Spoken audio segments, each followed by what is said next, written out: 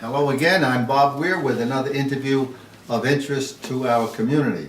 My guest today is Flower Mound resident Susie Klamkin. She's here to talk about a serious medical problem facing her daughter Emily. Thank you for being here, Susie. Thank you. If you would begin, please tell our viewers something about the challenges facing you and your daughter Emily. Sure. Emily is 31 years old. She was born with a very serious medical problem, and her intestinal tract basically just stopped working. It's like it died, paralyzed. And as the years went on, she suffered with a lot of seizures, strokes, and was fed intravenously through TPN, which is a formula that goes through her heart, and she's fed that way. And as time went on, it just got more complicated. And she's been dealing with this most of her life, right? She's been dealing with it since birth. Since birth. And she's 31 years old now. Yes. Oh. She's a miracle. Yeah. Now she has to undergo an operation of transplants, several organ transplants. Right. And if you want to describe a little bit of that? Sure.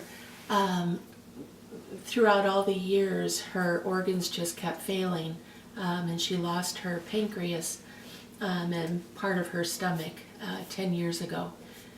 And things just really went downhill with her organs since then. And she now needs to have what's called a multivisceral, which is a multi-intestinal internal transplant, which would be half a stomach, pancreas, liver, large and small intestine, and duodenum. Wow. And it has to come from one donor. Has she had transplants in the past? With the pancreas, they took the islet cells, which control your blood sugars, and they put them into her liver. Well, obviously these are going to be very expensive operations. Are they covered by insurance? It's mostly covered by insurance. It's a $2 million surgery itself, of which we owe several $100,000. That will come out of your pocket. Yes, yes.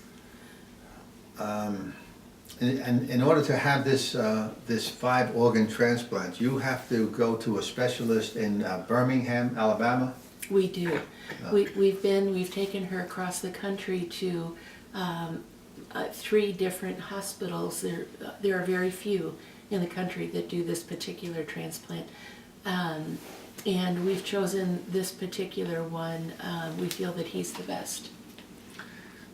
And in order to do that, you have to move with Emily there, right? You have to stay there for a period of time. Yes. So there'll be expenses involved in the traveling and living expenses while there. Do you know how long you might have to be in Birmingham? Well, he wants us to live there until the donor comes in, and it could be up to a year. We don't know. So we have to stay there during that time. And then once she has the transplant, she'll be in the hospital for a few months, and then we have to stay there for 6 months to a year afterwards. So it'll be a long stretch of time. That means finding a place to live there, and you won't be coming back and forth to Flower Mound, I assume. My husband will. Oh, your husband will, right? Yes, but Okay. I'll be staying there with her.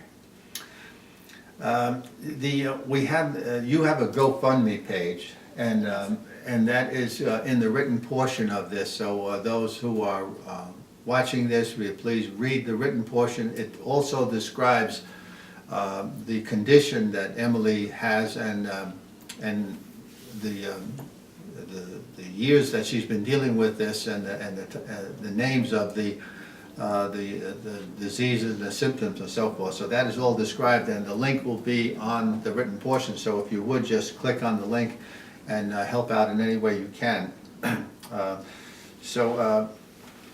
Is there anything else that you can think of that you'd like to add that, about what this procedure will require? Well, it's going to require a lot. It's a very complicated surgery. There will be all kinds of complications afterwards. We're prepared for that, we know. And most importantly, we just ask for prayer. Yeah. This is very serious.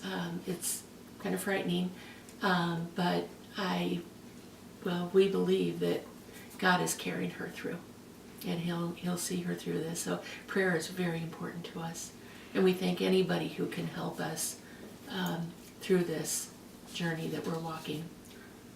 Well, I'll do my best to get this information out to the community, and knowing Flower Mound and other towns around us here, knowing how community-oriented we are here, I think a lot of people will respond to this and hopefully help in any way they can, give whatever donations they can. And in the meantime, I just want to say that we'll keep you in our prayers, Thank you, Bob. Susie and Emily, and we'll be telling our friends about this as well, and Thank hoping you. we can get some help on this.